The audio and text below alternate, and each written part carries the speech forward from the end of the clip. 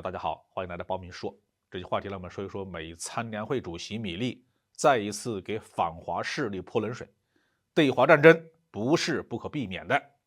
到今年10月份呢，现任的美军参谋长联席会议主席马克·米利上将就要退休了。米利在美国军队里面干了43年，是一名地地道道的职业军人。3月23号，米利最后一次以参联会主席的身份呢，参加国会听证，向议员们解释为什么美国军队在2024财年要申请8400多亿美元的军费。米利非常淡定地说，虽然美军一直在把解放军当作主要对手，但是与中国的战争并不是不可避免的。米利说与俄罗斯或者是中国的战争既不是不可避免的，也不是迫在眉睫的。他说中国的行动使其走上与邻国，可能还有美国对抗和潜在冲突的道路。但是米利本人呢，是倾向于不打仗。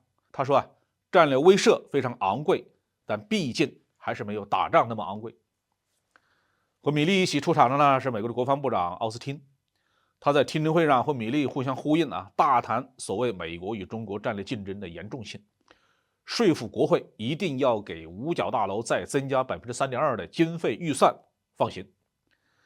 应该说拜登政府的军费开支呢，现在处在一个非常尴尬的处境。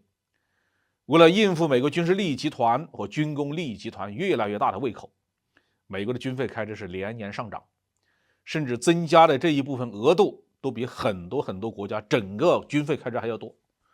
如果美国正处在战争时期，那多要一点钱呢也无可厚非。但是自从撤出阿富汗以后，美军并不处于大规模的战争状态呀，在叙利亚是偶尔发动一下空袭也不需要增加几百亿美元的军费开支。至于军事援助乌克兰，美国到现在总共也不到1000亿美元。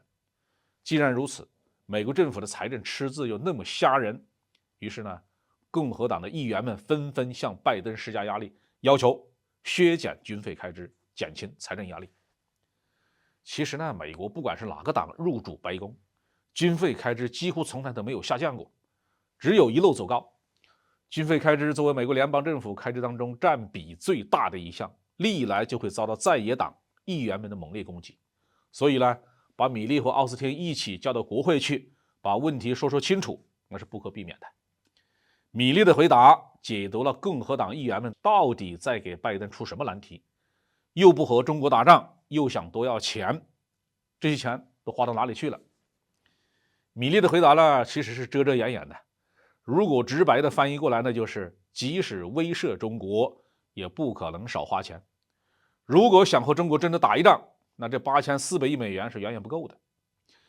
议员们要想把中国完全打垮，彻底打断中华民族的复兴进程，一年8400多亿美元的军费确实是不够的。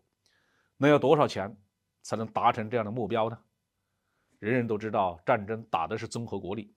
我们先抛开民族凝聚力、牺牲精神这些无法用金钱衡量的东西，仅仅考虑财力的作用的话，今天呢，美国的军费开支大约是中国的4倍。为什么还是不敢考虑和中国开战呢？这是因为像中美这样的大国一旦发生战争，那必须完全依靠国内的自己的军工生产来支持战争。用现行的官方汇率来评价综合国力就不一定合适了，而应该用购买力评价。而购买力评价是一个受制造业强烈制约或者是影响的参数。因为中国的制造业基础雄厚，占比较大，所以早在2011年用购买力评价计算的中国 GDP 就已经超过美国了。在2021年，以购买力评价计算的中国大陆的 GDP 达到了24.861万亿美元，而美国呢只有21.132万亿美元。这个数字不是我们算出来的而是美国中情局估算出来的，并且公开发布在世界手册这个网站上。所以呢，美国要想和中国打一仗，现在不仅仅是缺一两样武器装备的问题，而是综合国力不够用了。当然了，坐在台下听米利讲这些话的议员们对这些情况全都是心知肚明。他们之所以叫米利来听证，就是为了给拜登政府找麻烦。美国的政治是如此的狗血，我还真看不出它好在哪里。好，这句话题我们就评论到这里。